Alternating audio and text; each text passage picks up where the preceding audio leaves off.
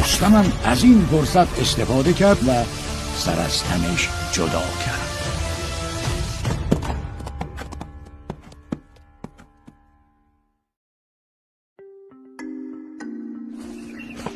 خانه چهارم، پیرزن جادوگر.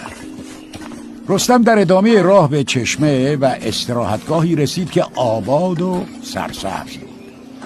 چشمه آب خنک از دل کوه بیرون میریخت و بر کنار چشمه زیر سایه درختی سبز سفره‌ای پهن بود که میانش بره کبابی به همراه میوه‌های رنگارنگ و شراب سرخ و خوردنی‌های دیگه فراهم بود. همینطور که مشغول خوردن بود، چشمش به تنبوری در کنار درخت افتاد. پس ساز رو بر دست گرفت و مشغول آواز شد.